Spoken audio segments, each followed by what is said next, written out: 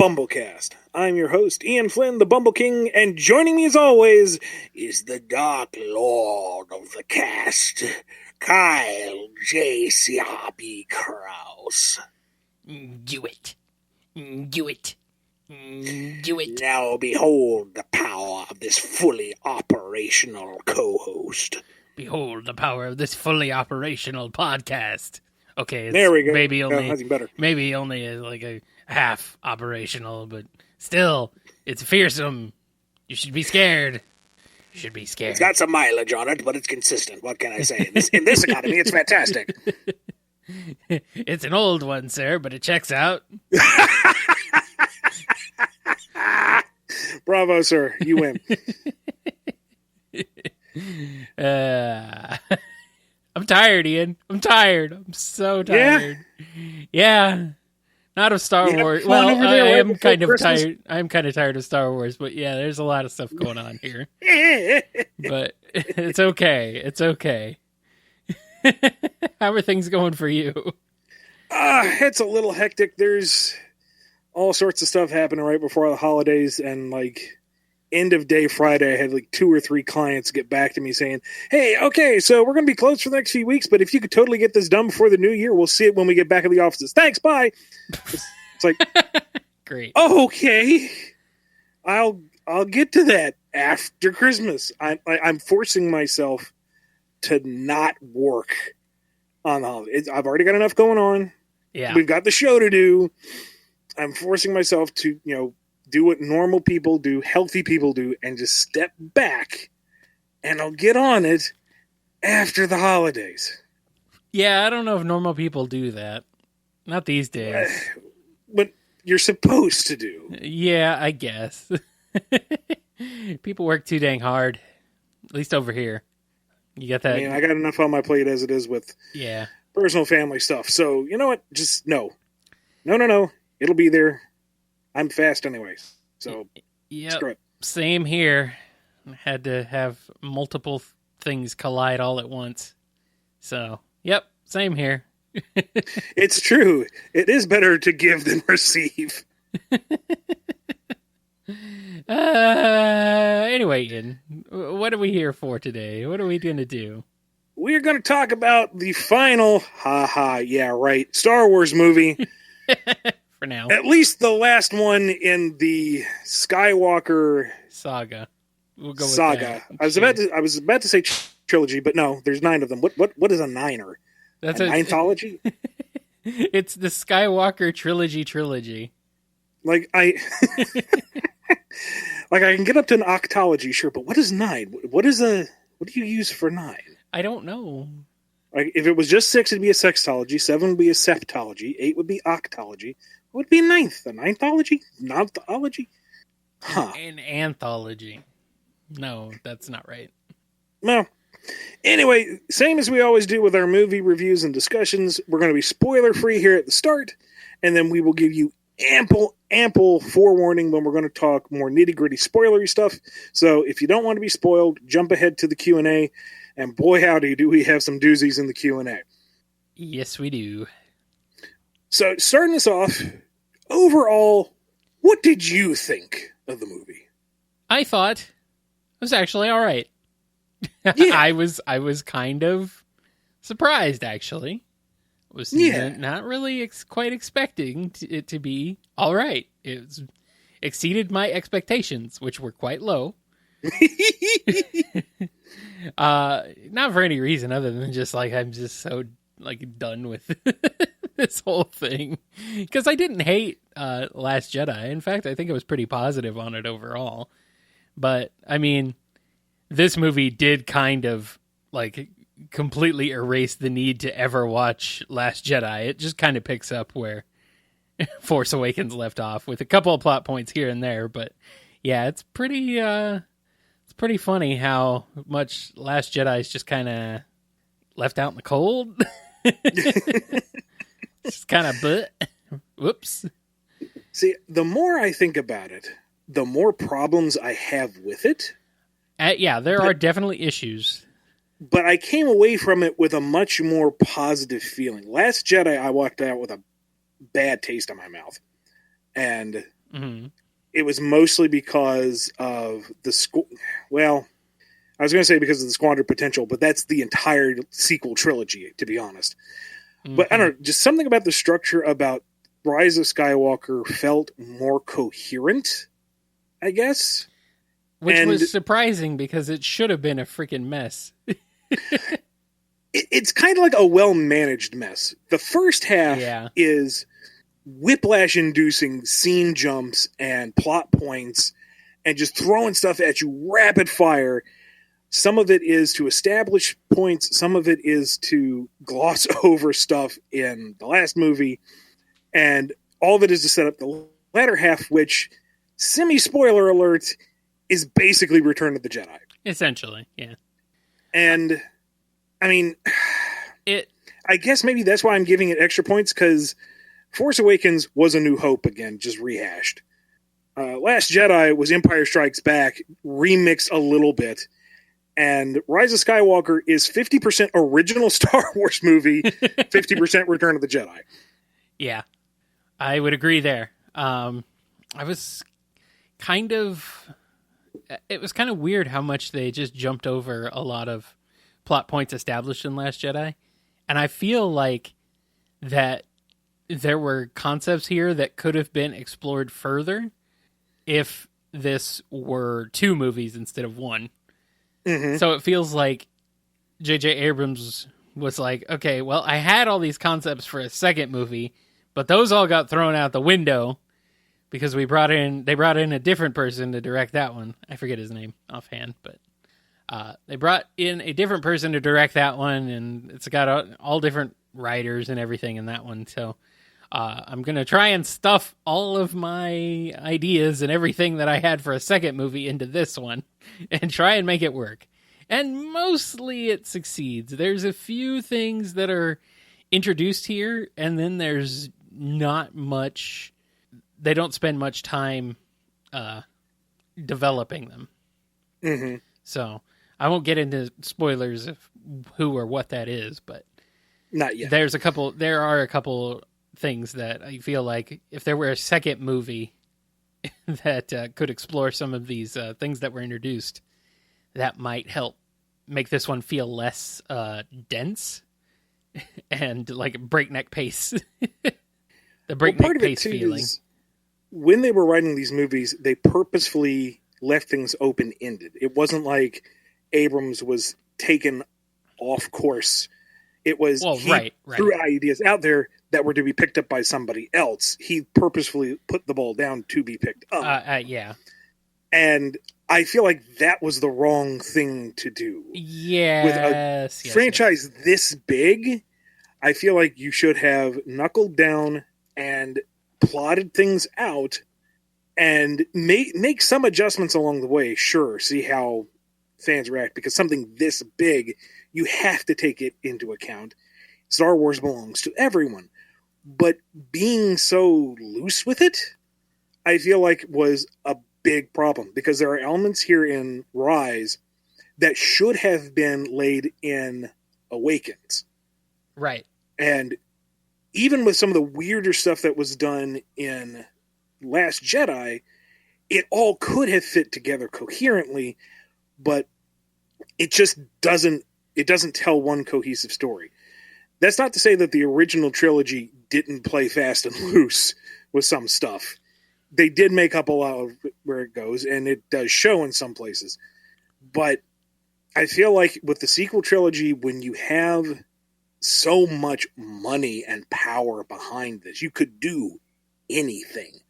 And you could shrug off a couple of misfires, lay the groundwork, set your structure, and go with it. Don't be artistic with it. Don't leave things to chance.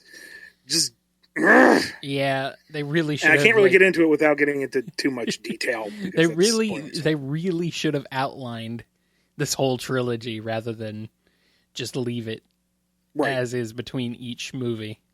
Just be like, okay, here's the trajectory we want to go on. Here's where we want to go from point A to point B to point C.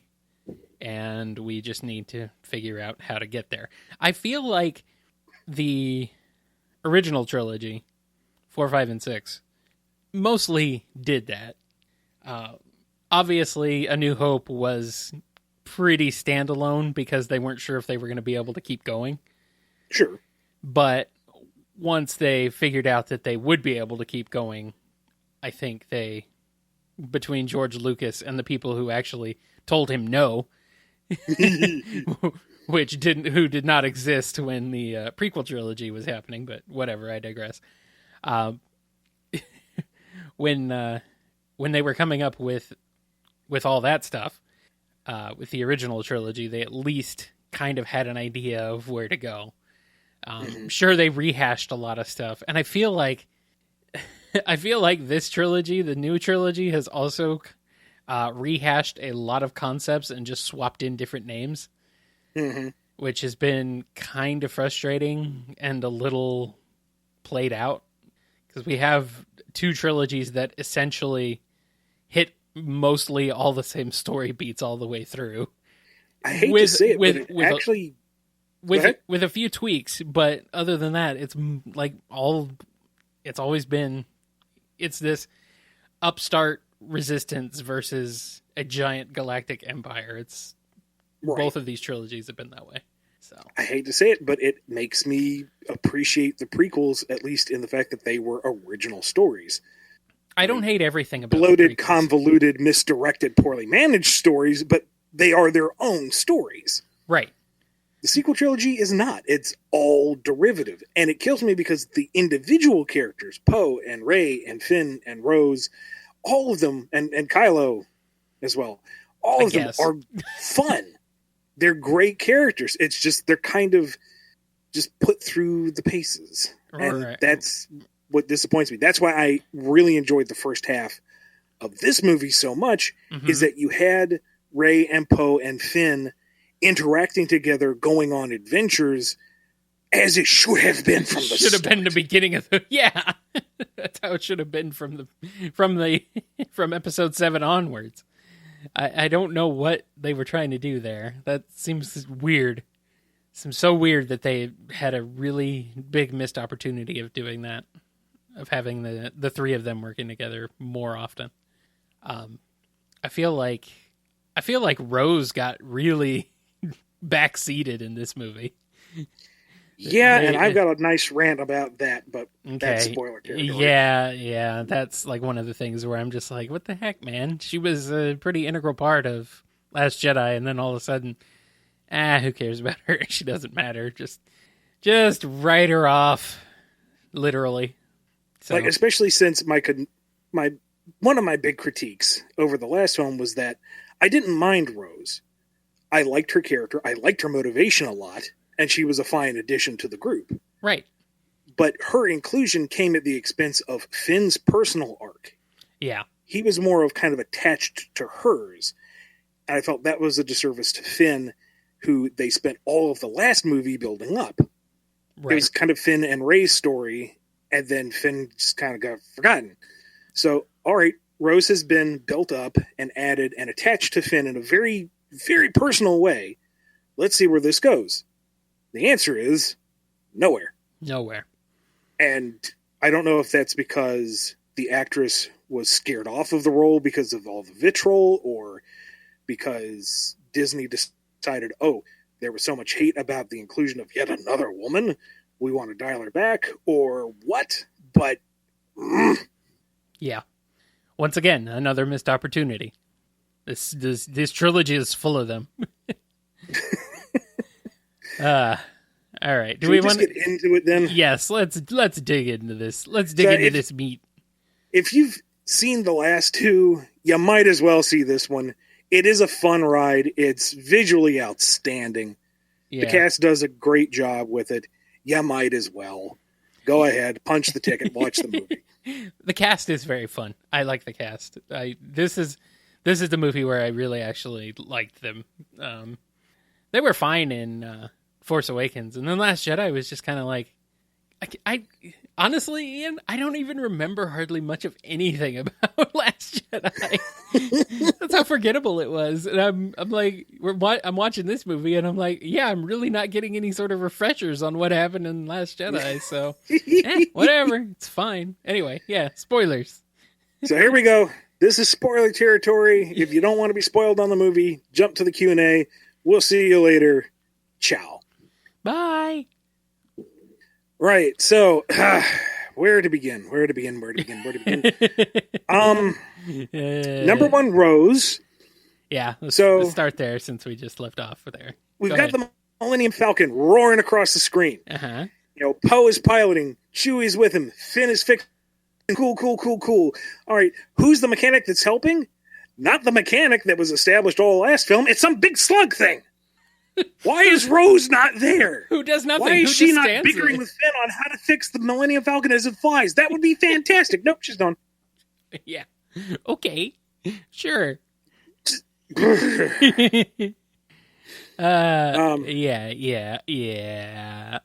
I'm not 100% sure what Poe's arc was for this movie, because last movie he was the brash hotshot who liked to pick fights, and he kind of learned, oh wait, there is sometimes a bigger plan. It's okay to fall back to protect others. And in this movie, he's still that kind of brash push, and it doesn't really change. Like, his big crisis of faith is when everyone is getting blown up and he thinks, oops, I doomed everyone to a suicide mission, which is not really wrong until he's, saved by the last minute arrival. It's, and he's fun, but what? Yeah, they didn't do a whole heck of a lot with his character. Yeah, I don't have anything else to add. It's just he didn't do much. I mean, he did stuff, but it wasn't like there was no growth for his own story. Mm-hmm. So he just kind of sat there spinning his wheels for most of the movie. Like Finn was great. It felt like he had a little more to chew on character-wise. Yeah. But that dangling carrot of what was he going to say to Rey never bore fruit. Yeah, and that really annoyed me. Like, that's not intrigue. That's not tease. That's not throwing a bone to the shippers, but still leaving options open. See, this is what I'm talking about with you need to plan ahead. You need to commit. You're not going to please everyone. It's freaking Star Wars. Everyone has their opinion on how the story should go and who the character should be. Yeah. Just knuckle down, tell a good story, and people are going to complain, but you still get their money. It's freaking Star Wars. Yeah. You're Disney. Even if you take a bath on Star Wars, which I don't think is possible, you can survive. Just tell the story. Star Wars is like that franchise. The prequels proved it. You can put out absolute schlock and people will still see it. Well, I guess the sequel trilogy proved that too. But my point is, you don't need to play it safe. You don't need to pander. Just tell the freaking story. Yeah, I think the people who they got were too scared to do anything too crazy, just because of the fear of fan backlash, or that it could be that the people they brought in for this put Star Wars on such a high pedestal that they just were afraid of like tarnishing it somehow or whatever. Mm-hmm. Yeah, that's what it feels like to me, kind of. Like they just didn't want to step all over the legacy, I guess, by doing something completely different. And they didn't want to anger all the fanboys. Well, it's too bad you did it anyway. Yeah, I was going to say, too late. It doesn't matter. You're going to do that regardless, so might as well just go all in. I really, really liked him finding other stormtrooper deserters, though. Other child conscripts that broke away. See, and that's one of the things that I feel like should have happened in a second movie, a theoretical second movie, and build them up and build up Finn's relationship with them over time, rather than just shoehorning them into, I don't know, the last half of this movie, somewhere around there. I mean, I was really upset with the lack of anything done with Captain Phasma.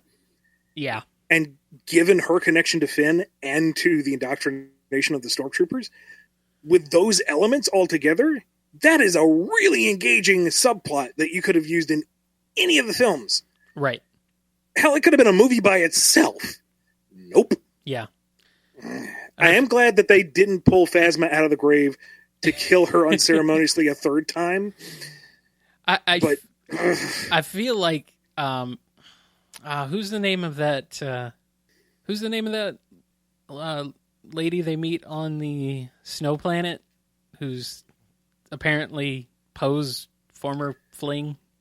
Was it Zori? Zori, I think that's it. Yeah, something like that. Zori, I think it's Zori. I feel like she would have also been better served being introduced in a theoretical second movie and then build up more of her story over time rather than just this weird kind of crowbarring her in to show that Poe has some kind of history beyond just being resistance. Show him as like he's a former basically drug runner, spice runner. Yeah, Han Solo again. Essentially, See, yeah. I thought she was utilized well in the kind of Lando sort of way. Here's the character with history, and she and Poe do have an arc through this film. So I was satisfied with her. Right, they do, but I feel like they could have explored that more just with more time. Funny thing about Poe, when I wrote a story for Star Wars Adventures, which are, as far as I know, technically part of the new extended universe canon, I did a story about Poe before he formally joined the Resistance. The backstory being that when the New Republic was formed after the fall of the Empire, they rapidly demilitarized to stave off any kind of, fear-mongering that they would just be the second empire, which you can see the logic in that is already kind of flawed. And as the new order arose, Leia left politics to form the Resistance. So there was an actual military answer to the First Order, which is a really, really convoluted way to put the rebels against the Empire again. And that should have been established in the movies, and I'm really simplifying it because it's stupid. But anyway, point is, Poe used to be a pilot, and his squadron used to take on pirates, and his parents actually fought in the Battle of Endor, and he trained to be a pilot under these war heroes. And now you have to shoehorn in, and sometime in there, he became a spice runner. Sure, why not? So, okay. But then again, also apparently Luke and Lando had magical adventures hunting down Sith sympathizers and trying to find ancient artifacts, which is cool as hell, but where, when, what? Huh? Speaking of Lando, I'm glad he's here. It was good to see Billy D again, but man, they didn't use him very well, much at all. No, but at the same time, they didn't misuse him. So right, exactly, true. That's a good point. He got a few lines. He was smooth as ever. Of course, he got to do some heroics. That's all he needs. You know, he gets to ride off into the sunset. What's funny is he does the exact same thing he did in Last Jedi. Yeah, and well, you know, I guess I'll take it. I guess I'll take it. If I get Lando back, I'm good. So there we go. Now, another thing that drove me up the wall writing wise was the death cheats. Now, I'm not saying I wanted Chewie to die because Rey made an oopsie. Yeah. That would be enraging. People were really mad in the old extended universe where he died to the bad guy aliens while doing this big heroic self-sacrifice. Had he died that way, that's one thing. But to accidentally get force lightning to something else. But the whole scenario is a really poorly constructed gotcha. Because they establish there's multiple shuttles. Okay. Chewie's loaded onto one of them. Fine. Yeah. Rey blows up the wrong one. Okay. There aren't any other shuttles. There's just that one. We don't even see two others leaving Atmo. It's just that one. So there is no room for doubt. There is no setup for the whole cup game scenario. It's pretty much here is the thing, it has to be it. And then as the characters, they get to react, that's nice. They get to have a moment where they come to grips with it, that's great. And then now that you've had this cathartic release, no, never mind, he's fine. Yeah, which I saw coming a mile away. I'm like, yeah, he's not dead. Like, there's no way. There's no way they would kill off this character unceremoniously in the middle of this final movie in the entire saga. There's no way they'd kill off Chewbacca this way, and I was right. Absolutely. Same thing with 3PO. Yeah, they set up the mind erasure, and he had that really poignant farewell. And I'm like, okay, this is sad, but I'm okay with this. Right. And then they undercut it with a joke, which I'm not really fond of. They do that a lot in this movie. And then they restore him, which, I mean, they set that up well. They did set that up, yes. But I feel like you're trying to have your cake and eat it too. Yep. Give us, this is the last movie. You know, they're up against the wall. This is the final fight against impossible odds. I would be okay with losses. But just commit. That's the one thing this movie is missing that Last Jedi had a lot of, was like serious, never going back losses. You mean Return of the Jedi? Well, yeah, but also Last Jedi, because yeah. Okay, Last Jedi. I'm slowly remembering things, Ian. These rusty gears in my old brain are creaking, and I'm suddenly remembering that most of the Resistance got wiped out in the last movie. And let's see, who else died? Oh yeah, a certain Luke Skywalker. Yeah. And but is that really dying when you become one with? Yeah, okay. Pretty much, yes. But also, do we want to address Leia? That it's interesting, because if I had not known that Carrie Fisher was dead, I still might have guessed that something was up, just given that the way that her dialogue is always very vague. Mm-hmm. Very vague. Mm-hmm. And I feel like, however it was they transposed the stock footage into the settings, some of it didn't look like it was shot on that set. No, it wasn't. No, I'm pretty sure all of it was perfectly digitally put in. And then a number of scenes where it's like, okay, so there's somebody dressed as Carrie Fisher that we're only seeing the back of her head. Yeah.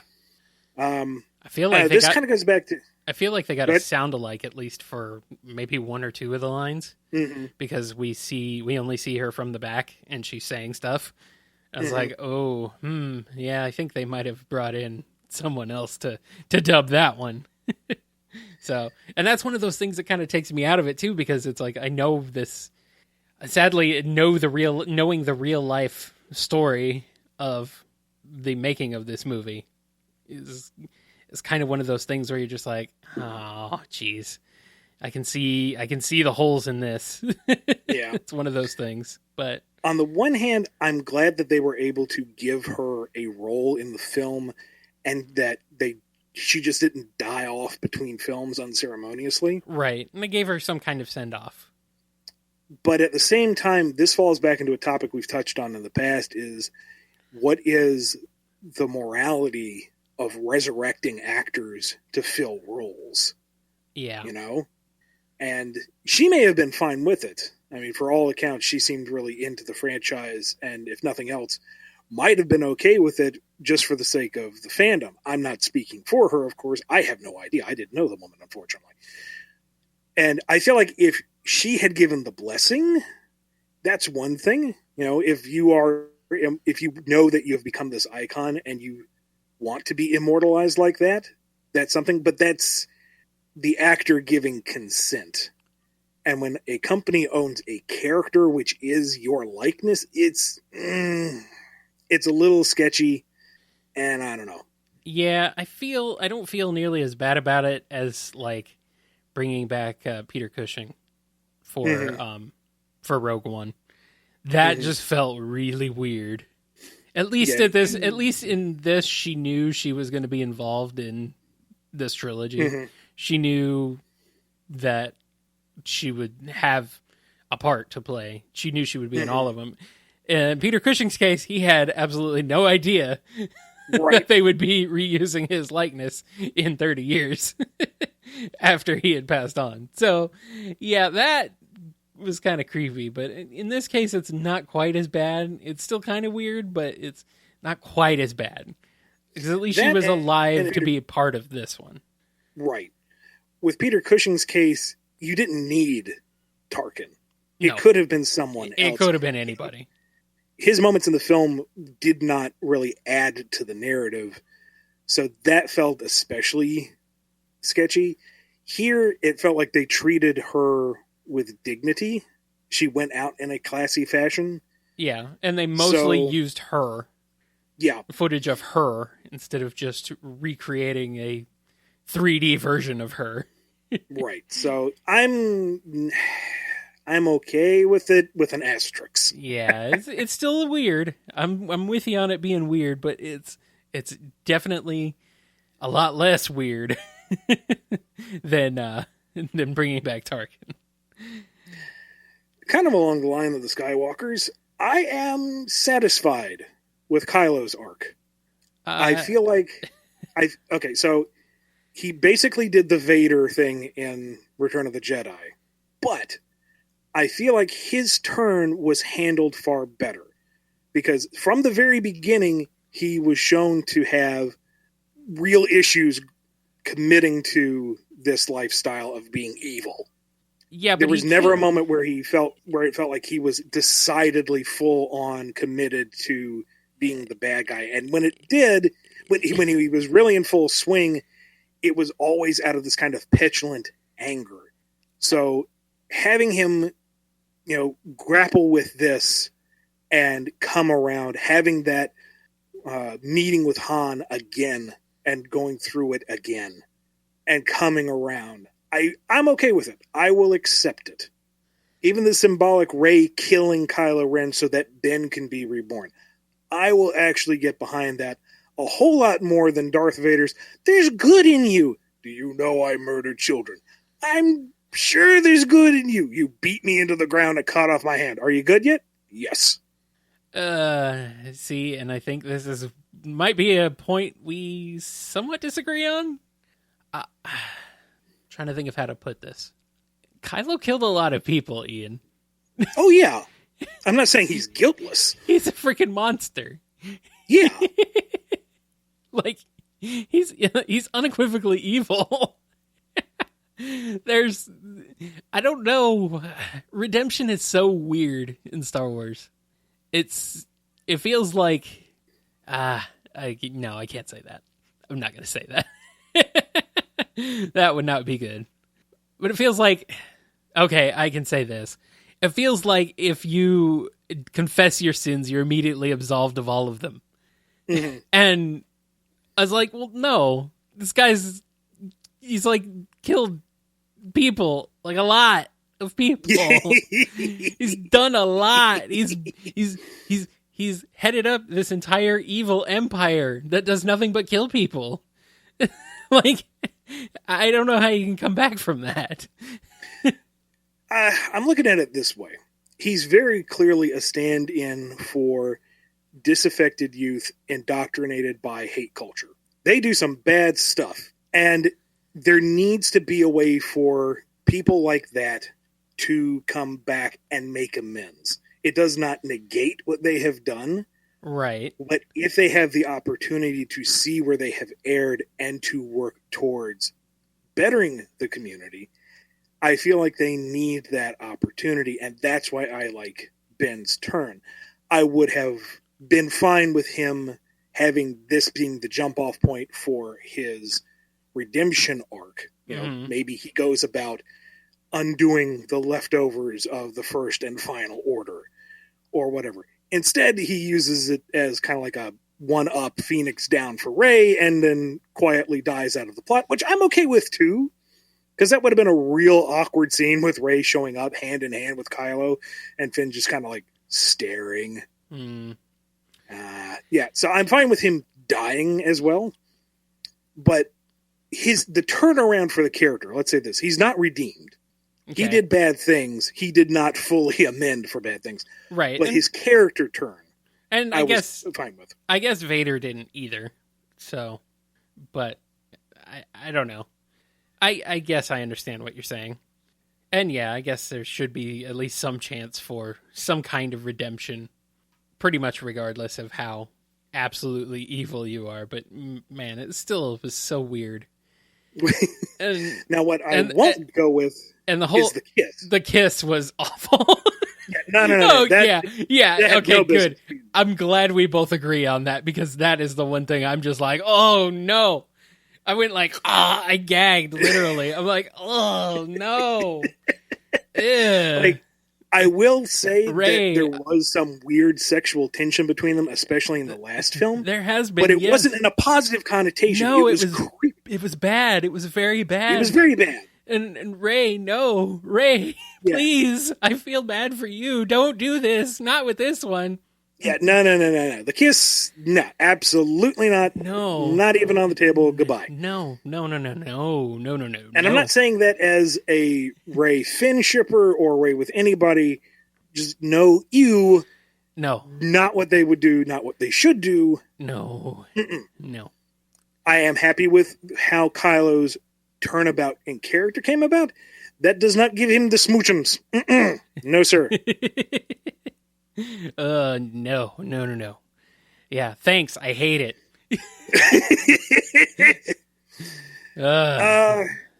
So what do you think about the reveal that she is a Palpatine? You know what? I was not really expecting that. And I thought it was actually, it made a lot of sense considering how powerful they've shown her to be throughout this, throughout these three movies. Like she's been like off the scale, off the charts, powerful in terms of Jedi from what we've seen from both the original trilogy and the prequel trilogy. Like she just outweighs them like hand over fist, like completely. And this actually would explain that. She's got like serious, super powerful Palpatine blood in her. So, I'm okay with it. What do you think? I hate it.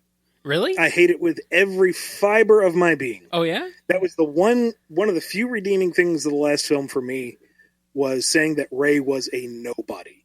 That she came from nowhere, that she came from no one, and that her connection to the Force was just that, her connection. Like, the Force is not something that is predestined by bloodline or divine right. It is a force that permeates all things, and those who are attuned to it, those who have the discipline to train and to accept it, are the ones that can reap its benefits. By making her a Palpatine, it's just as bad as saying, oh, she was a long-lost Skywalker or whatever. It's saying it's not because she did anything. It's not because of her ability. It's not because of the nature of the Force. It's because she's got super blood. And I hate that. I mean, so much. You do make a good you do make a good point. I don't think the film was better served by making her a Palpatine necessarily, but I don't know. Feels like one of those things. I have to wonder if it was planned that way from the start, or if they really did like not outline anything at all between these three movies, which would not surprise me. But now, I do like the fact was at least that they kept stressing, don't be afraid of your past, be who you are. So that kind of backpedals a little bit on my gripe in that it is what she does with the Force. It is how she manipulates it. It's how she shapes her own destiny. So that's still giving her some control over it, but it still boils down to she does it because she has super blood. And no, bad, dumb. They could have left it. They could have just left it without revealing who she is, and the movie would have been just fine without it. With that, and even if her parents had been, Sith cultists who said, "Oh wait, this is bad," and left and hid her, and so I don't know why. And the whole reason why Palpatine wants her dead is she's a Jedi. That still works. That's fine. That keeps the original premise. Now, Palpatine himself, I can't remember the actor's name. Ian something. Shoot. I can't remember either, but he's like, yeah, he's the best part. One of the best parts of this franchise. I love that he's back. Ian McDermott. There we go. Thank you. Having it be revealed that this whole thing was all according to Kakeku is okay. It actually kind of paves over things in previous films as well.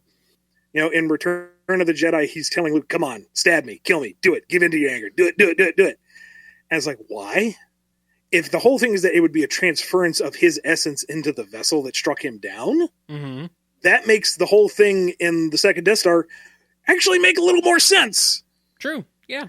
It's a good point. And given that all of this was machinations set in rolling by him in the Phantom Menace, making this whole thing his plan, I'm okay with it. It just, had they hinted at it in The Force Awakens, if this had been something we had been built towards, then it would be more satisfying. This feels like, oh, crap. It was all Palpatine's plan, and he's still alive, and as Aaliyah says, he's floating around on the Gladys arm, and boom, there you go. Yeah, if they had been kind of foreshadowing this, starting with Force Awakens, it might have worked out a little bit better, but as it is now, it feels kind of like just an ass pull. Just out of nowhere. So... yeah, I don't hate it, though, because I really was expecting them to say she's a long-lost Skywalker all along, and it's like, oh, great, that would be really lame. So, to kind of throw a little bit of a swerve there and say, no, she's actually a Palpatine, it's like, oh, well, that's at least a little more interesting than her just being another Skywalker, even though at the end she takes a Skywalker name, which, that's fine, I guess, but I'm okay with it. Yeah, that's fine. It makes some level of sense because, I mean, she actually got most of her Jedi training from the Skywalker family, so. Yeah. Oh, go ahead. Another thing is the whole, he gets his body and new robes by stealing life force out of Rey and Ben, which really feels like a last second, we need him to be a threat kind of power. And I'm okay with Rey first showing these force healing powers in the third film, only insofar as it would be kind of weird if she had that level of control earlier. And it does work in terms of a tool to, again, you know, the symbolic killing of Kylo Ren, but she resurrects Ben Solo. Skywalker, whatever. I'm okay with that, but having Palpatine just go, oh yeah, you've got special healing juices in you. Not wild about that, even though you could say it's a corruption of the healing. You know, light side is healing, dark side is destruct. It felt really last boss JRPG type of thing. Yeah, they really did pull that one out. Another thing they just pulled out of nowhere. They do that a lot in this movie. Yeah. That actually reminds me of something, if we can break off from this for a second. Shoot, go for it. The whole freaking fleet of Star Destroyers just coming out of nowhere, just coming out of the planet, just out of nowhere.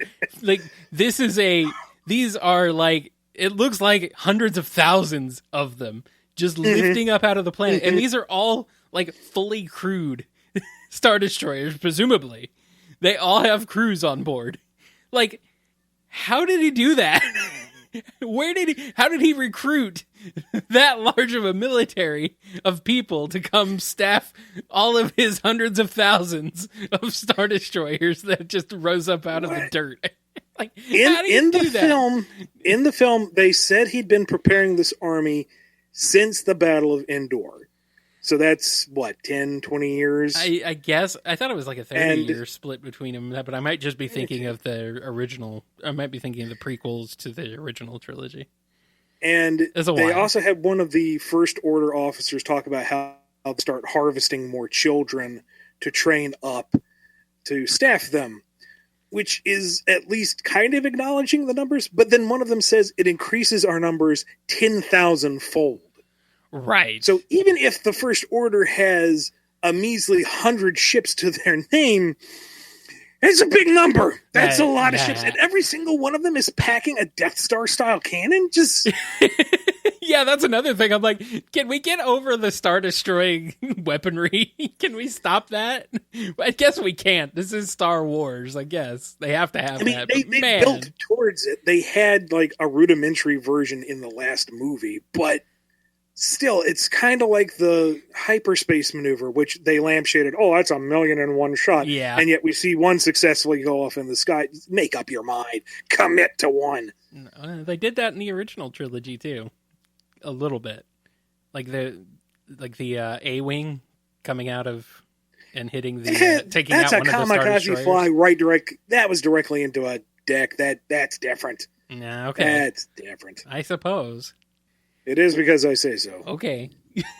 I'll go with that. Yeah, and while I appreciate the message that they're sending, trying to inspire the anti-fascist movement, you don't have to be a soldier, stand up against these people.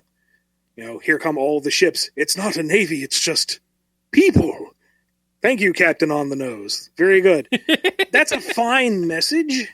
But the last film, the whole thing was they kept sending messages out from crates saying, help. We have a bunker. They are here. Come get them from behind and save us. And nobody comes. Right. Which is disheartening, but an interesting way to go with things.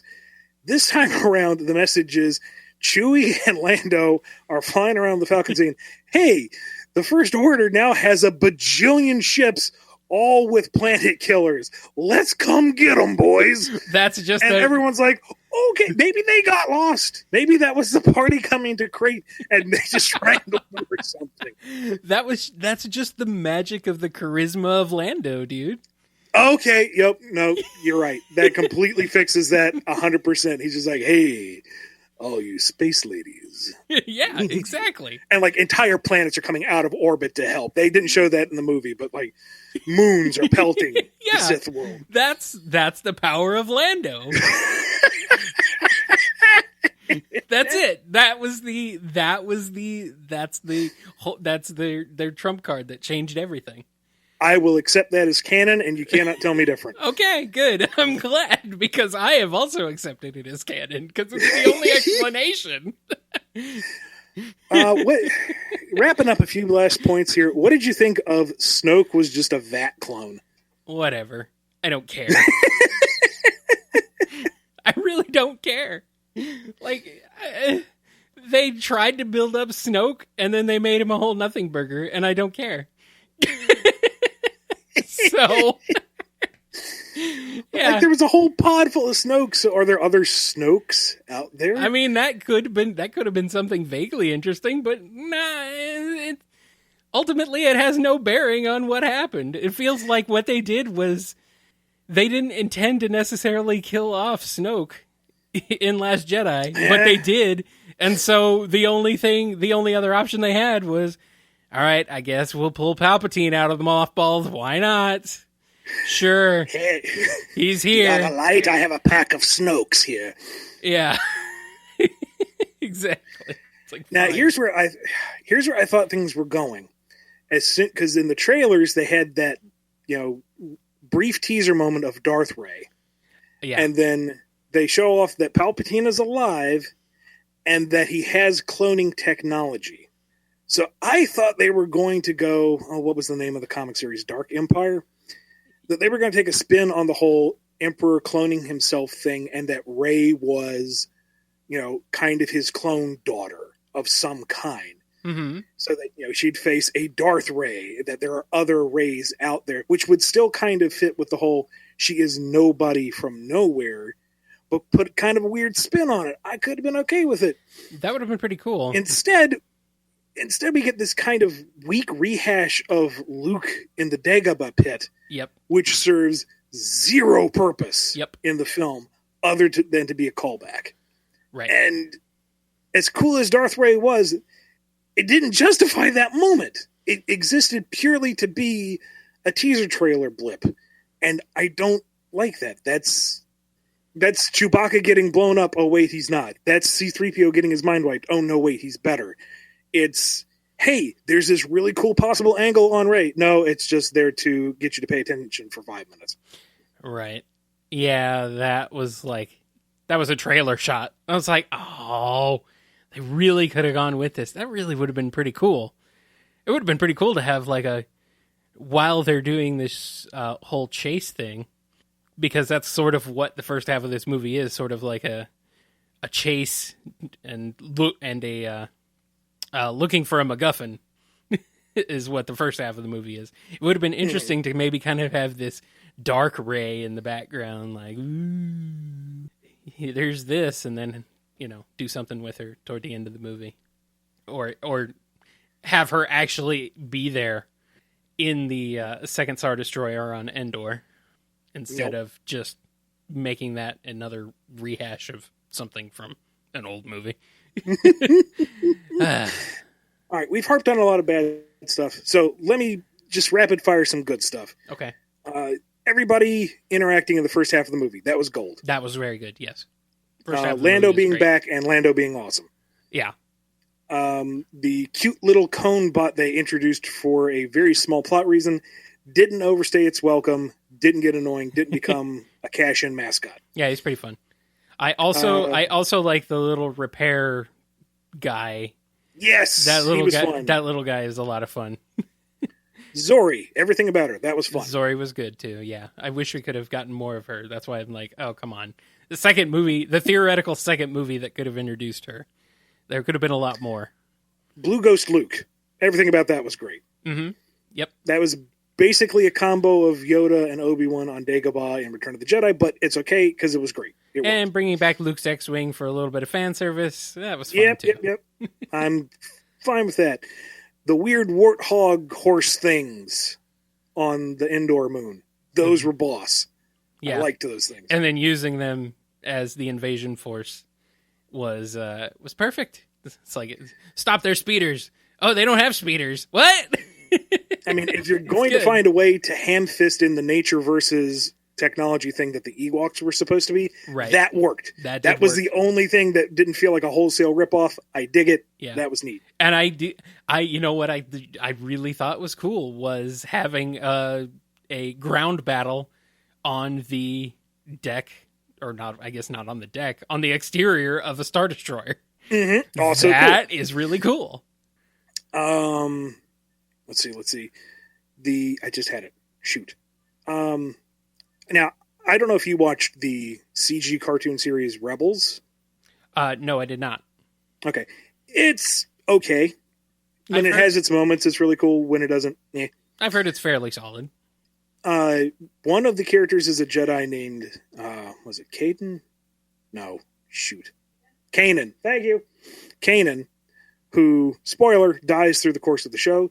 He is one of the voices when the Jedi are giving Rey the big "go get 'em, girl" moment. I think a lot of those are voices from Clone Wars, the Clone Wars cartoon. Okay.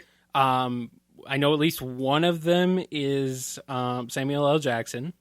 Yeah, well, he was clearly there. And then, of course, Yoda is obvious, very obvious. He sticks out there. I forget who else was in there, but there were a few other nice Easter eggs in that little bit there. We had even Hayden Christensen coming back for a tiny bit. I wondered about that. For a tiny bit. Yeah, that's actually him. Yeah. So, yeah, I think that's a pretty nice callback. So hopefully he's surrounded by the blue ghosts of all the children he mowed down. It's kind of funny, it's the power of friendship. Power of friendship gives you life.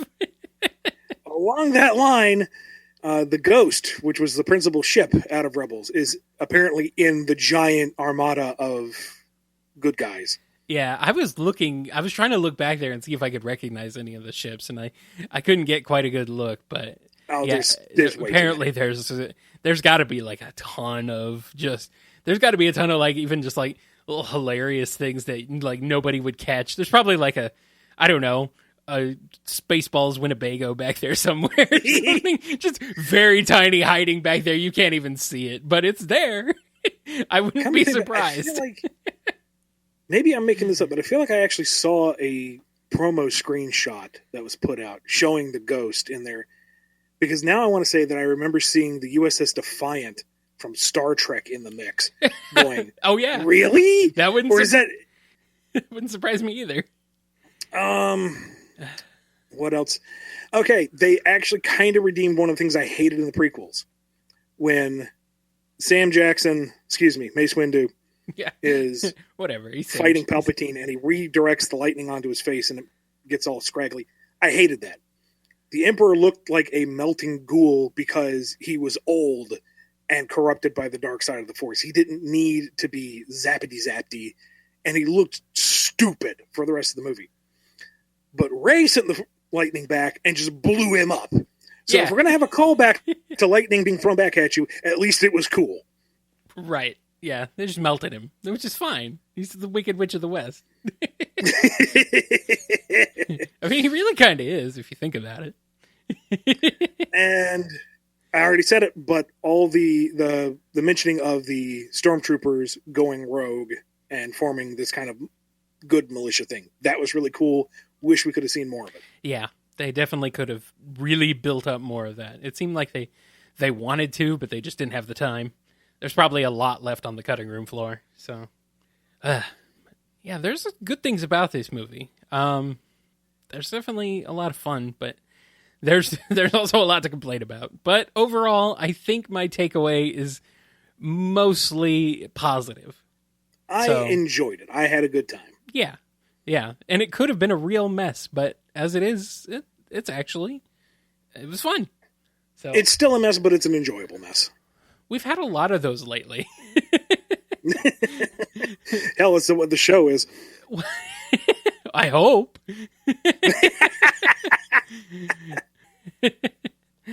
All right, we've been at this for over an hour, so let's move on.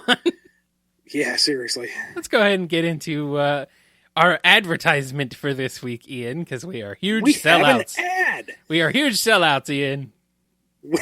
We've done it. We've gotten big enough to sell out. Again.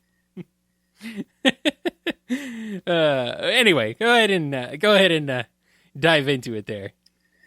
All right, today's ad comes from our good friend Daniel H., a repeated patron of the ad space, and he says he would like to promote Jennifer Hernandez, the insanely talented artist we all know and love. The link below is for her coffee page, and as it's cold, why not send her a few bucks her way? It'll help keep her in business and keep the lights on. Thank you for your time and have a happy holiday. He's, of course, referring to Jennifer Hernandez, one of the mainstay artists of the Sonic books. The link is Ko-fi.com. That's ko-fi.com/ChibiJenHen. ChibiJenhen. All right. With that, let's head on into some Q&A action. You can email us at BumbleKast@yahoo.com. Hit us up on Twitter at BumbleKast. Down in the YouTube comments, you can leave your questions there, or via Patreon and comments, questions, wherever we'll see it. It's fine. You can go to all those places. So, or if you're patron, do it in the Discord. Or in the Discord, yes, that's true. That's true. How could I forget about the Discord? How could you? We're literally there right now. How could we do this? Anyway, what about the rules, Ian? Do we want to go over the rules real quick? Because we got some new rules. We need to refresh folks on the rules. We have gotten a lot of repeat questions on a lot of questions that have already been answered. So if your question has been answered within the last few episodes, if it is answered on the FAQ over on bumbleking.com, or if it's anything to do with my old plans for the old Archie Sonic series, which will eventually be answered in Lost Hedgehog Tales, which is not coming anytime soon, those questions are getting the boot. We do everything we can to put those answers out there. We list all the questions per episode with each video. We give you all the info we can. You got to meet us halfway because we're going beyond half. So if your question hasn't been answered in a while, double check the videos, double check the FAQ, think about what it's about. And if it falls under that kind of blanket of we've covered it or we can't cover it yet, it's probably been cut. If not, contact us and say, hey, my important question hasn't been answered in a bit. What's going on? Or if you really, really, really need that question answered, send $5 our way by becoming a patron over at patreon.com/BumbleKast, or send it over to Ko-fi.com/BumbleKast. Just make sure to include your name and your question with the donation. And do keep in mind, we also answer, we're up to 8 questions per episode now, so it can take us a while to get through a lot of our backlog. So I would appreciate your patience. All right, let's go and jump into the priority Q&A. First one comes from IanWaffles. With the Archie Sonic comics no longer being officially distributed, along with Sega's habit of distancing itself from older Sonic properties, what do you think would be lost from Sonic's legacy, if anything at all, if we lost access to or forgot about the Archie Sonic comics? Would we be losing a certain amount of heart or creativity from the franchise, or was the comics' tone and direction something better left abandoned? Oh, wow. Well, that is a prime cut of question right there. I don't know if you'd necessarily want to completely abandon it, Ian, considering it was 10 years plus of your life. There's a broader question there over the validity of art and derivative content and how it reflects upon the greater whole. I mean, if we really want to go back to Star Wars again, which I'm not going to, we've already done that. But, how the old extended universe was beloved by so many and the whole thing got chucked when Disney bought it in favor of the new extended universe. Is there anything lost by the old EU being gone? So by the same virtue, with Archie Sonic now defunct and very, very slowly slipping into obscurity, are we really losing anything? And I think that's up for debate. How it reflects on the central franchise can be debated. I would say largely it hasn't, but little bits and pieces have here and there. Mm-hmm. It certainly is an interesting study on what happens when a license is handed out to someone and done with varying degrees of oversight and control. By the same token, Sonic the Comic, I think, is an interesting look. You have similar circumstances, and they created wildly different products. I think it's interesting that the Sonic book handled Sonic in an ensemble cast well before the menagerie of game buddies started to crop up. Went into territory that the games have kind of toyed with, but never really gotten to the same depth. I mean, the Black Arms and the Wisps are worlds apart, no pun intended, to the Zorda or the People of Wheat or... oh, shoot, what were the little ant peoples? I don't remember. Archimedes. Flummox, or am I getting confused with Ender's Game? But, it's... space aliens and magic and darker themes, were all addressed much sooner in the book by virtue of, the media. So I'd say something would be lost, at least on an academic level, if we were to completely forget about the wild and crazy experiment that was Archie Sonic. Next question comes from Diane W.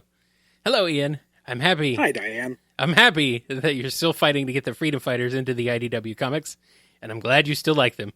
However, I heard that if the Freedom Fighters ever do appear in IDW, they'll have to be redesigned due to the fact that the redesigns were made when the comics were being published by Archie and would be locked under their copyright claim. I don't want them to be redesigned because personally I like the reboot designs for the Freedom Fighters. Some fit them quite well, especially Sally's. So with this, will you please fight to gain legal rights to use the Archie reboot designs from Archie and use them for IDW? Please, because honestly, I cannot imagine Nicole as anything but a HoloLynx. I mean, I get that. Yeah, I get it too. Oh boy, here's it. Kyle, you front loaded this one. It's just priority Q&A. So the problem is you have very limited control, which is Okay, let's tackle this in two parts. Number one, yes, I'm doing what I can on my end, but that's not a lot. to be honest. And I don't think I've ever actually won a fight with Sega. To be perfectly honest, I can't really think of an instance where I'm like, no, we're doing it this way. And they said, yeah, okay. The best we've done is like mediated and found a kind of middle ground. And that is usually with a lot of assistance from our friends at Sega of America and the editors, regardless of title. So when I say I'm doing what I can, it's like spooning the sea back against the waves. It's a voice. I am one of a few, and it's what I'm saying is, don't stay up at night waiting for this to happen. If it does happen, it will be on Sega's terms, and it will be because of multiple people pushing from multiple angles over the course of years. I am late to this fight, so to speak, just because I've gained a little bit of voice recently, but I am not that influential. I am replaceable. So I will do what I can, but just we got to be realistic here. Chances are slim at best. The other side of that is this is kind of a monkey's paw scenario because, like I said, if they come back, it's going to be on Sega's terms. Now, if they were to come back, Sega is going. I can't say this with absolute authority because I don't know. I am not a Sega employee. I don't know what inner workings are in Sega of America or Sega Japan. All I can say is what I think might happen from my experiences. I could be very wrong, but I would assume that Sega, as a general company, would take the simplest, least headachy route to bring them back. And that means going back to just pure SAT-AM base material. I'm glad Diane brought up Nicole, because she's a perfect example of this. The HoloLinks concept and design was by Tanya Del Rio, and it was based very, very heavily off the Queen of the Magic Realm from the manga version of Sabrina the Teenage Witch. Same dress, same face markings, same skin tone / fur color. It's pretty much one-to-one. And she said as much. It was kind of an homage. I don't think she expected it to become a staple of the character.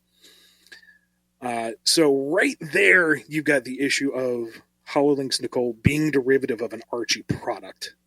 And then with Reboot Nicole, that design, which was either done by Ryan Jamble or Ben Bates, I can't remember.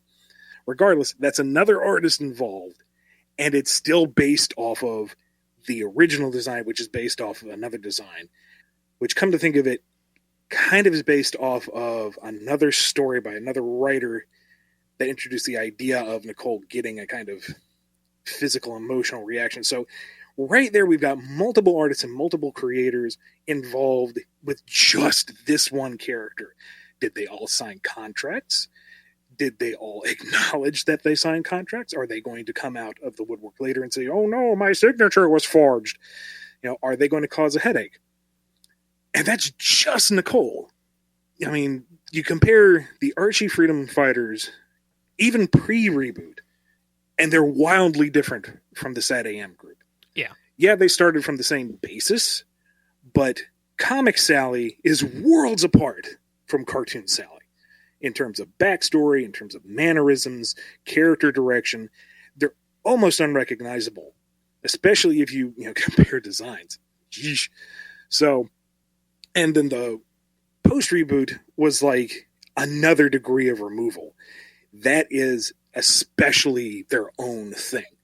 So instead of dealing with multiple creators and questionable contracts and who knows what else, Sega would most likely go with the easiest approach, which would be to look at the base material from the cartoon and then update it from there, which frankly is the right way to go about it. It is the simplest, most cost-effective, least headachy way to do it. And sad to say, but SAT-AM, which was broadcast worldwide, in some degree or another over the years, will have reached a larger audience than just the comic, which was only distributed in the US and Canada. The comics are such a niche market that while they were very influential within their own sphere, they don't have the kind of gravitas that I think a lot of the fans think they did. And I'm not trying to undercut their importance to the fans. I'm not trying to say that, oh, they don't matter. I'm just saying we have to look at it realistically. The comics are a tiny fish in a much bigger franchise sea. You also have to take into account that if Sega were to bring them back, they're going to want them to fit within the modern Sonic aesthetic. And so there may and likely would be changes. Like, they may not like Sally being a princess because Blaze is already a princess. They may not like the fact that she's, kind of an ambiguous chipmunk. It was never established in the show. This was a comic construct. So they might say, oh, let's make her a full-on squirrel to make more sense. Robotization in the Sad AM style doesn't exist in the games. So either do they bring that into the game canon, or does Bunny get some other reason to have robotics? Maybe they just decide she wears armor. Maybe they think she's too complicated and cut her entirely. Maybe they don't like the idea of Amy competing with Sally for Sonic's affections.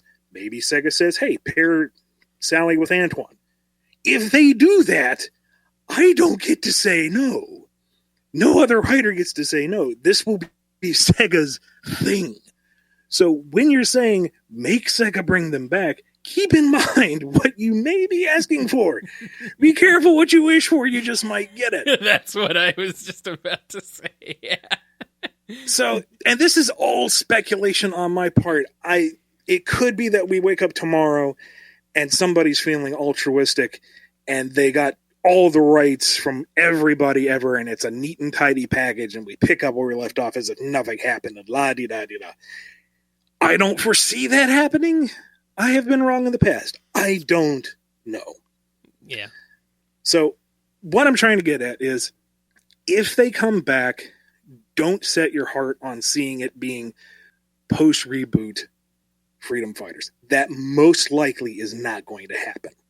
And honestly, it's probably not going to happen, period. But I know there's fan demand.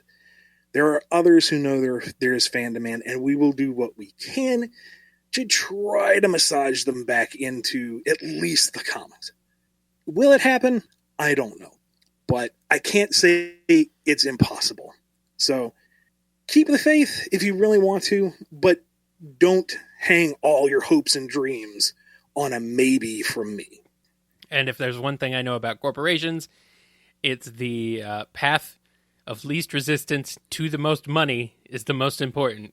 So I don't expect Sega to fight especially hard for at least post-reboot Freedom Fighters, if at all. And don't think that the Freedom Fighters are like a gateway to more stuff. That just getting Sally in the door would be monumental. Getting the whole team is astronomical, but that doesn't mean we're going to get King Acorn, not going to get Snively, not going to get Airy or Griff or Lupe or any of that.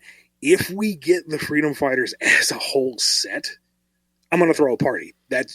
We have defied all odds. Gold has spawned within my palm because I applied enough friction.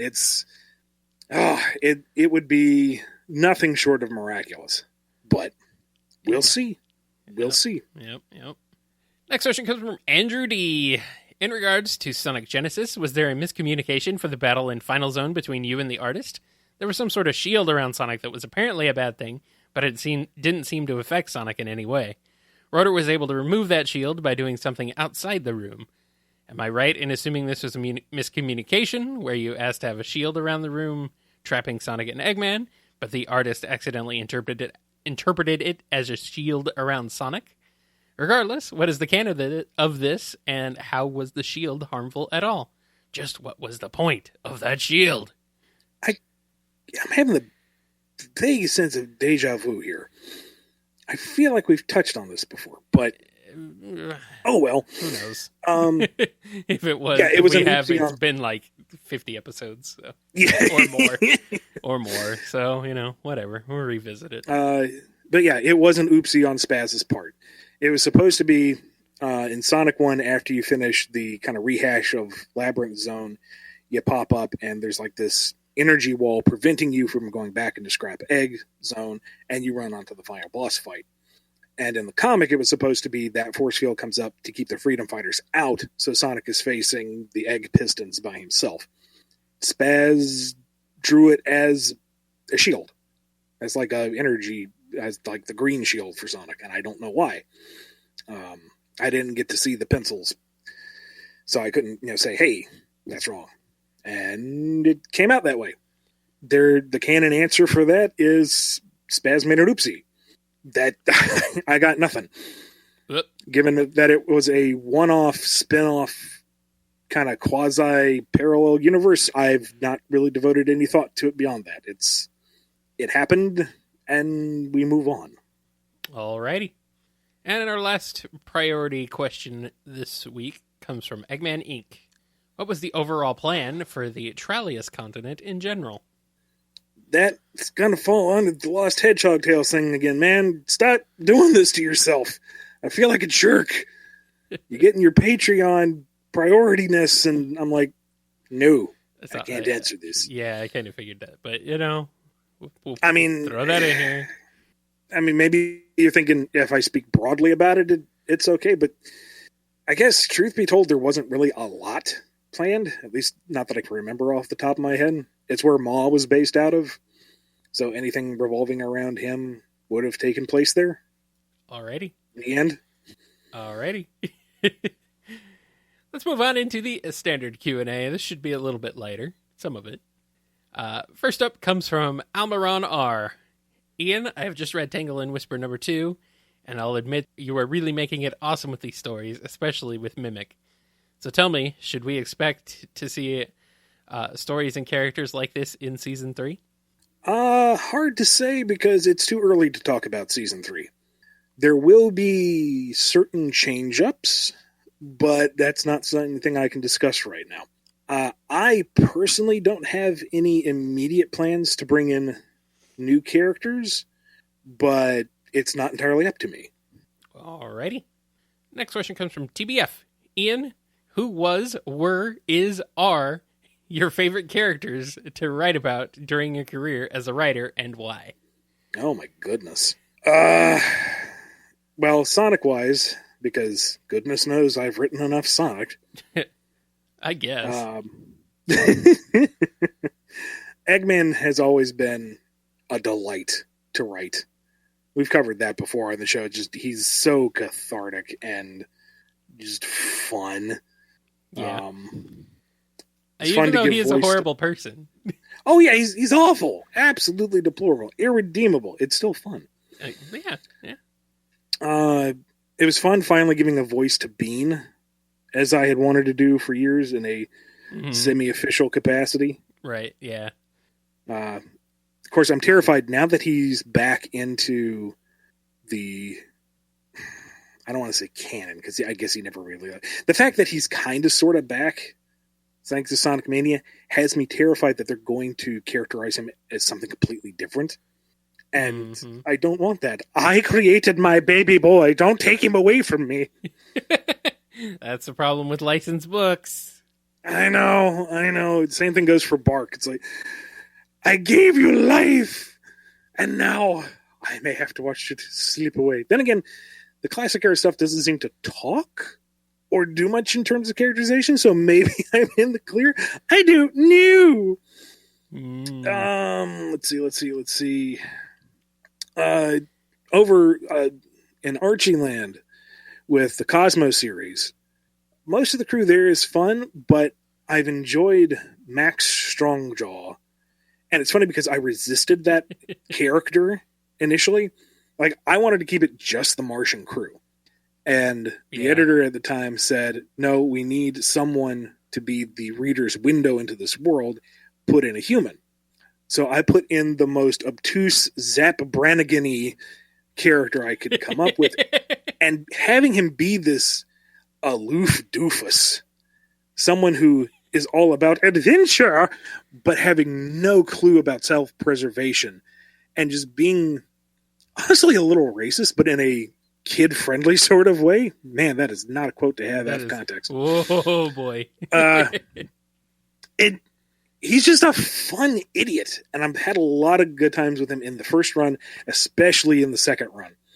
There's a particular scene in Cosmo #2, which just came out the week of this recording, where he's trying to cheer up one of the characters, and he's going through the cupboard, and he doesn't know what any of these Martian foods are, and he doesn't even know if they can eat this particular food, and he kind of verbally walks himself into a hole and gives up, and I don't know, I thought it was funny.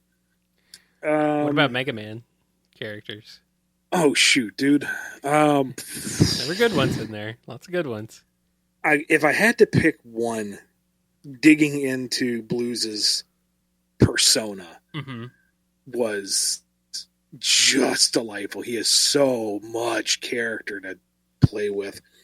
And I am happy that we were at least able to get to his turnaround into Proto Man. Wish we could have done a little more with it, but going from Blues to Breakman to Proto Man, at least we got that arc in there. And that was delightful. Honestly, getting into the head of the entire Mega Man cast was just so enriching. And oh, you're gonna make me sad again. What else? I mean, Wily is fun in the similar way that Eggman is. He is. He's a different flavor of crazy. Right. He's a little, that lack of murderous intent gives him something that's a little more relatable. Yeah. He's an egotist, but he's not an absolute monster. Any carnage he has wrought is more accidental than malicious. Yeah. Young Salem, which was a kind of a spin-off of the manga Sabrina initially, exploring the life of Salem the Talking Cat back when he was, even before he was an evil wizard, back when he was just a boy. We didn't get to do a whole lot in the original miniseries, but what we did was a lot of fun. And we're going to be doing a couple more small stories in the digests starting in March of 2020. We're going to be working with Chad Thomas again, who did the original miniseries. And God, it's good to get back into that. It's just fun, magical, romping adventure. And it's liberating. It's so much fun. And Salem, because we know his story arc eventually takes him to a very dark place, makes everything he does as a child interesting. It's like, when he does something mischievous, is that a sign of him starting to turn? Or is that just him being a little boy? What is it that turns him down the line? And I could write Young Salem for years and years. I've done a smattering of stories in the Archie digests for a while now. And I think the one that I've actually come to like the best is one of their older characters called Sam Hill. He's a private eye who is very, gritty noir, except run through the Archie filter. Yeah. He'll walk into this seedy place. A couple of lugs in that dark corner. He might have to break a jaw. But before that, he orders himself a tall glass of milk. Hey. And that's not a joke. That's legit his thing. He likes milk. And, he's walking around in foiling evil while wearing a bow tie. It's charming. I like Sam Hill. I can write him as this kind of pulpy guy, but it's still kind of shiny Crayola colorful. It's weird. It's weird, but it's fun. Kid friendly, like a kind of a kid friendly take on a PI. Yeah, it's like an even kinder, gentler Dick Tracy, if you will. Right. Yep. Man, that's pretty good. I've not read like much of any of the Archie stuff, but that's pretty good. I like that. I only dabbled lightly in My Little Pony stuff, just for the miniseries. I might get to do a little bit more later, but that miniseries by itself was a huge step. And not only did I have to do a deep dive to brush up on my pony lore because I watched a few episodes of the first season and then fell off the bandwagon, and then came back and said, "Oh, there are 9 seasons now."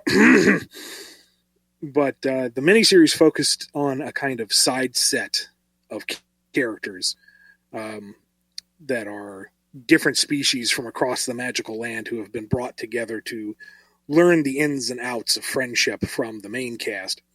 And one of them is a yak named Yona. And Yona's entire people are kind of Western European, vaguely Russian-esque. Point is, they is speaking in a way that is not normal to rest of pony. Yona be speaking in third person most of the time. And Yona is loud. Yona knows not the boundaries. Yona is very fun to write. Well, I know you've got a thing for like Russian accents, silly Russian. I just Yona has all the subtlety of a brick going through a window, and I love her for it. She is fun. I tried not to show favoritism. I tried not to use her too much in the miniseries. But I guess like the crown jewel out of everything. And I know this is putting it on a very high pedestal, but I got to write a 40-page solo story about Michelangelo from Teenage Mutant Ninja Turtles, specifically tied into the IDW main run. Not a spinoff, not any of the cartoon tie-in stuff, but this was part of the canon. And it's a thrill reading the main book and seeing the effects of my story carry on through the characters and through the main narrative. So that alone is kind of heady. But it was 40 pages focusing on Mikey and who he is within the family dynamic and pushing him to his literal breaking point. Because up to this point in the story, Splinter had taken over the Foot Clan in an attempt to get it under control. But he was kind of slipping towards a dark place just by virtue of, reigning in the Foot. And the Turtles had kind of gone, "Dad, you're worrying us a little," but he tuned them out. So the story, not to spoil it too much, is basically Mikey, who is very non-confrontational, who refuses to have family fight family, finally backed into a corner where he has to stand up to Splinter. And it's my heart's racing just thinking about it, man. And the art, never mind the art. Dude, oh my God, the interior artist was phenomenal. I can't remember who it was off the top of my head, and I hate it because he was fantastic. But that whole issue, the fact that I got to write it, the fact that I got to do exactly what I wanted to do with it, getting my boy Mikey, my favorite turtle, and getting to do something so emotional and in-depth with him that it actually mattered to the storyline, just the art itself being just jaw-droppingly gorgeous. The whole thing is a dream come true, and that is my favoriteest thing of all. You can maybe find it as Teenage Mutant Ninja Turtles Michelangelo Macro by itself. I know there is a trade collecting all the macros from that run, and that whole trade's worth picking up because all the individual stories are especially neat. But oh man, that one, just, good stuff. Happy times. Endorphins flowing. Thank you for asking that question. That made me happy. Very nice, very nice. I'm seeing that it's Michael Dialinus, who was the artist. So. But they are phenomenal. All right. Next question comes from Diligent Dodo. This is almost definitely too obscure of an Archie Sonic question, but would you happen to know any interesting tidbits about the ancient walkers? Their designs have a funny way of sticking in my head, as I tend to relate them to background elements I see in classic Sonic zones. That's a neat correlation. Yeah, I never realized that. It's a very deep cut. Here's the thing. When I came onto the book way back in the day as a freshly minted professional, mostly fanboy, I really wanted to know, all the behind the scenes stuff. What was it that I was missing out on? What are the greater plans that I can follow through on that never came to be? And the Ancient Walkers were something I asked about because they, just like you, Diligent Dodo, something about them just sticks in your head. Not so much when they're on the weird dino bodies, that was kind of funny looking, but just the kind of tiki masks. And I wish I had thought of that connection to the zones before. That would have been neat. But, up to this point, they had been shown as these strange, powerful mystic beings. And then I think it was a Thayer or Merlin, drops the bomb that, oh no, they're dying and nothing could come of it. Nothing could come of it. And I'm like, what is it? What are they meant to do? What's their real story? And there was nothing. No notes, no. Of course not. Series Bible, literally nothing. If there were plans before, they were beholden only to the authors and they're gone. There was literally nothing to them. So I figured, the whole Darkest Storm arc was meant to clean house. It was meant to make things concise. I wanted to build up Mogul as a big bad. So I figured, all right, they're already said that they're dying. Let's just pull the trigger and have their death mean something in terms of Mogul's power on the cosmic scale. So there you go. You're not missing out on anything because there's nothing to miss out on. It was all just tiki masks and presentation, and now I'm disappointed again. Can we go back to the endorphin rush of Michelangelo? Just roll that tape back. No, we got one more question to get through, Ian. We can do it. Okay. Though. We can do it. Okay. We can do it. Our last question comes from Digama. I've noticed that sometimes comic book writers also sketch out the visual breakdowns for pages. Some Sonic-relevant examples include Mike Gallagher and Caleb Gollner. I don't know if that's how to pronounce that. I apologize if it is not. Now my question is, are you one of those writers who sketches out breakdowns, or do you generally expect the artists to exercise a bit more freedom and just give them the plain script? Generally, if a writer does it, they go uncredited as such, unlike when an artist separate from both the writer and the artist are doing the final pencils, like how Tracy Yardley was credited for breakdowns for Sonic 185 and 186 and 197 and 198. And the only reason why we know they're an example or not is due to outside sources, like the Sonic Archives talking about Gallagher doing breakdowns, and the bonus material for the Team Sonic Racing one-shot talking about Gollner. So that's why I'm asking. Typically, I do not. My scripts are fairly exhaustive in their descriptors, and I try to give the artist room to do what they do best. I try to give them enough direction that they're not groping around for an idea on how to do the layout. But if what I'm asking for just won't work on the page, I want them to have the freedom to rearrange it as they think it will work best. Very, very rarely I will have a very precise idea of how I want the page to be.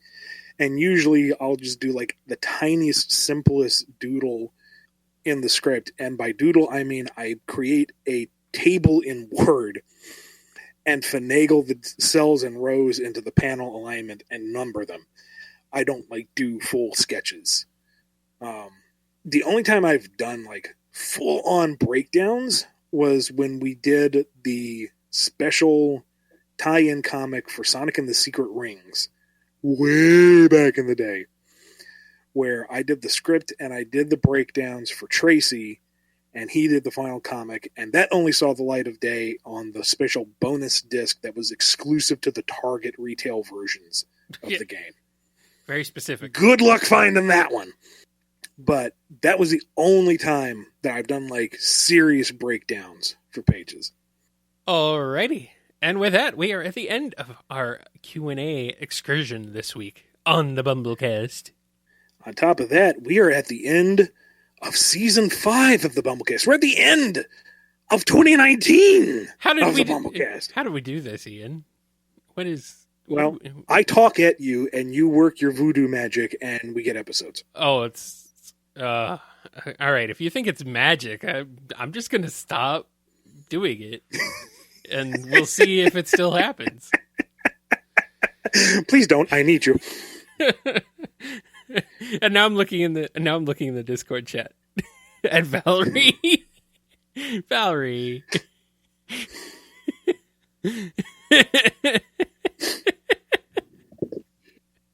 Asher. Boy. Oh, boy. Valerie, go to the corner. You know what you did.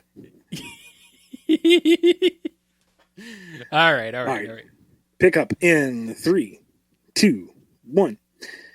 And in addition to needing you, I need all these wonderful, lovely, loyal, brilliant, probably smell good patrons. Patrons like Daniel H., Eric F., Connell T., Alex B., Diane W., Rail74, IanWaffles, Justin S., Andrew D., Blue Title Gamer, Coupling Crew 128, Saturn Flicky, Chris A., John B., Jennifer R., Reverend the Light, Lisa M., Frederick, Spider Dreamer, Scruffy Matt, PC the Unicorn, Duaz Dizdin, Dave M., Mike B., Samuel P., Sam Cybercat, Degama F. Wow, Brody M., Final Neil, Justin G., Dan M.S., Silly String Takaro, Lee H.K., Chevelle, Don B., Sin Fritz, John N., James K., Adam B.T., and Overthinking Films. Yes, you do all smell good. I'm putting that there right now. You smell good. And we love you in a platonic way. So there. Now that you've crushed all the hopes and dreams of the people that lust after you on the show, Kyle, where can they find you online? Oh, okay. Sure they do that. Anyway, you can find me on Twitter at KyleJCRB. You can also find me over at my website, kngi.org. where you can find archived episodes of the BumbleKast in MP3 downloadable format. You can also find all of the feed links there so you can get it set up with your podcast app of choice. You can also find my other show, Nitro Game Injection, which streams live on Mondays at 7 p.m. Eastern Time, where I stream video game music remixes, arrangements, covers, and sometimes, original soundtracks here and there a little bit. So be sure to check it out if you like video game music action, and come hang out with us during the show. So that's Mondays at 7 p.m. Eastern Time at kngi.org, particularly kngi.org/listen. You can tune in 24/7 and you'll hear video game music remixes and stuff all the time there too. So be sure to check it out. You might even hear a BumbleKast over there on occasion. Once a week, there's a rerun of a BumbleKast episode there. So check it out. What about you, Ian? And you can find me on Twitter at IanFlynnBKC. You can check out my website, BumbleKing.com, for FAQs, release schedules, news of upcoming events, my full portfolio, all that fun stuff. And check out the original webcomic series I'm doing with Sonic veteran Adam Bryce Thomas. That's called Drogoon, DROGUNE.com. Or become a patron of it at patreon.com/Drogoon and get free gift card every month. Ooh. You can also check out the show on Twitter at BumbleKast. That's where you find all sorts of announcements and other good stuff going on. You can email us at bumblecast@yahoo.com, and you can listen on Apple Podcasts, Google Play, Spotify, and YouTube. Head over to the Bumble store. That's shop.spreadshirt.com/Bumble store to get all sorts of goodies with a variety of BumbleKast-themed logos and images that you can plaster onto them. And because it's the holiday season, there is undoubtedly numerous discount codes. So if you were thinking, I want to support the guys, but that's a lot for a coffee mug, boom, now you can save yourself a few bucks and send a few our way. Don't forget, you can also check out our BumbleKast Gaming Twitch streams live at twitch.tv/BumbleKastGaming on Sundays at around 10 p.m. Eastern Time, as well as other possible times throughout the week. It just kind of depends on our availability and our time and all that stuff. So keep an eye on BumbleKast Twitter for announcements on that. But we almost always try to do as best as we can to do the Sunday streams, and then the other ones are just, bonuses, cherry on top. So that's going to wrap us up for this episode, this season, and this year of the BumbleKast. Thank you so much for being with us this whole wild ride. We will see you next month for the brand new season of the BumbleKast, where we're going to do pretty much the exact same thing we always do. I hope you enjoy it. Season 6 has a new cast. Wait, it does? Yeah. You didn't get the email? No. Yeah, we're getting canned. The producers have decided that they need young blood in here. We're getting too up there, Ian. Yeah, okay. We need. Shoot. They need to appeal. We got to appeal to the broader audience. So, yeah, they're canning us and bringing in some cooler, smarter, more attractive people. All right. Well, tell you what, backup plan. If they don't want us, we just create our own spin-off show. Okay. Call it, I don't know, BumbleKast. Okay. Confuse the listeners, draw everyone from there to us, and boom, we're sitting pretty. Okay. They're left looking stupid. BumbleKast with a C, got it. Yeah. And the logo is a bee with some alligator features. Exactly. Got it. Perfect. Cut, print, we're done. All right, good. Excellent. Well, then we'll see you next year for the BumbleKast with a C and with a B. See you guys later. This is a triumph. I'm making a note here. A huge success. But yeah, it seems like we've just had a lot of enjoyable messes lately, like Avengers. That was a mess. Yeah. That was a mess. Sure, it was fun, but man, it was a mess. Let's see, the CW's Crisis on Infinite Earths. That's a freaking mess. I haven't seen it, but I'm not surprised. It is. Well, the original was a mess too, so it's only fair. But it's a very, very, it's a very entertaining mess. But man, is it just like there's so much going on. Kevin Conroy finally plays live action Batman. That validates the entire thing. You can't tell me otherwise. Yeah, that was cool. Yeah, that was really cool. Unfortunately, he wasn't there for very long, but that's okay. We got a lot more of him than I expected. So we got a lot more of him than we got of 66 Robin, which I was really hoping he would be like a part of the proceedings, but no. He just kind of shows up for a quick scene and then he's gone. And it's like, really? You hype up all these cameos and then like they're literally just one-line cameos and then they're gone? Like, come on. Well, what's the budget for the show gotta be? The budget, well, I mean, you've got 5 combined budgets essentially because you got 5 different shows. So, I guess it's got to be pretty high, but they're probably saving a lot of that budget for the last 2 parts, which for some reason they are putting a month break between the first 3 parts and the last 2. I don't know why. Okay. Well, why not? Sure. Anyway, that's enough of that. Whatever. We can talk about that later, maybe. Maybe I'll talk about that after it's over. So, I don't know. I haven't talked about any of the CW stuff yet, even though I watch like 3/5 of it. So, well, we've got plans for the next year then, don't we? I guess we do. A couple flubs from me because I can't read. Or like some of these questions have like really long run-on sentences, or the grammar gets a little wonky in the middle of it. I'm like, what are you talking about? Sorry, I love you for asking questions, but man, sometimes it's hard to decipher what you're trying to say. You've been listening to the BumbleKast, a co-production of Bumble King Comics and the KNGI Network. Original theme music composed by Ken Coda Snyder. Remixed intro by T-Lopes. Find out more information, along with podcast feeder links, MP3 downloads, and more at bumbleking.com and kngi.org.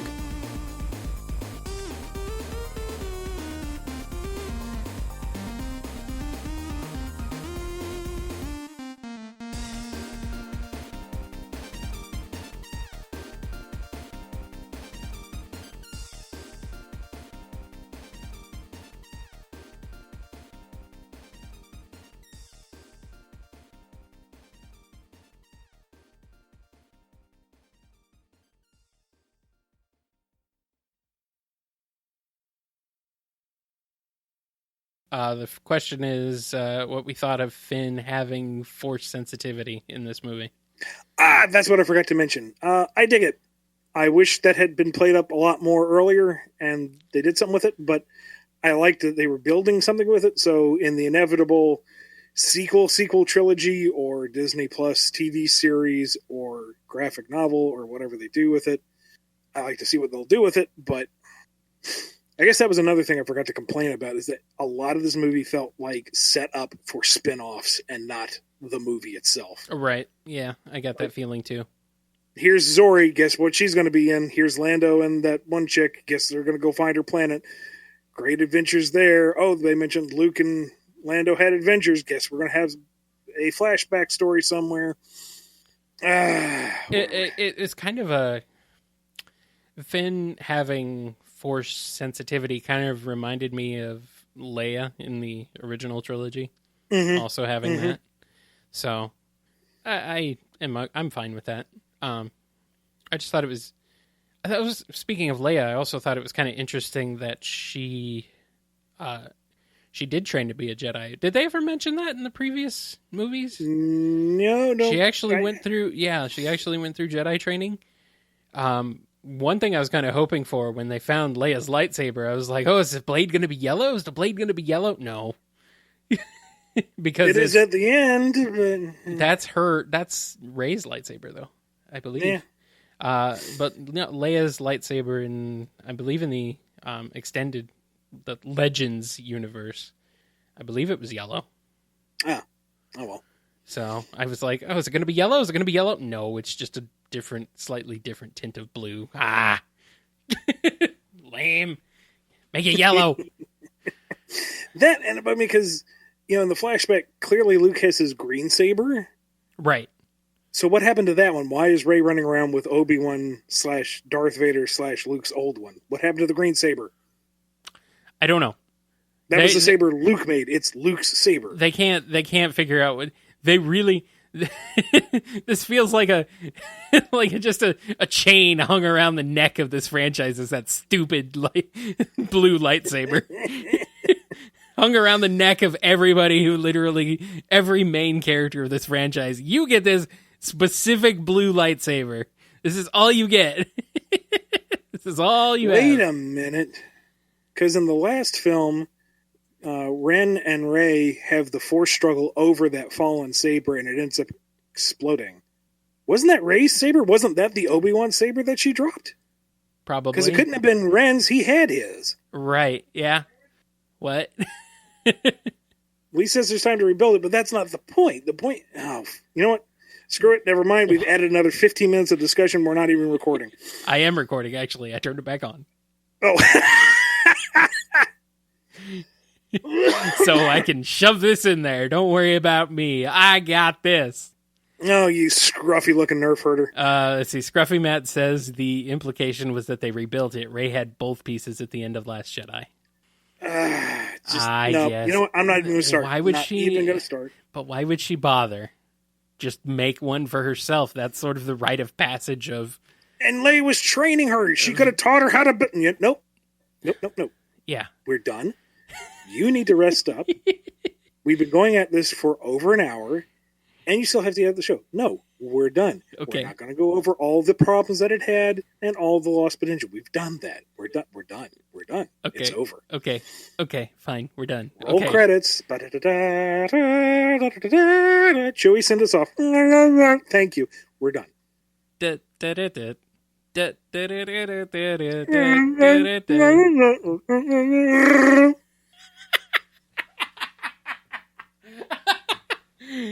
All right, there's the end of our show. We've done it. It's over. BumbleKast is canceled. That's it. It's over. Thank you, Scruffy. All right. Now can I turn it off? Yes, Okay. We're done. I'm turning it off.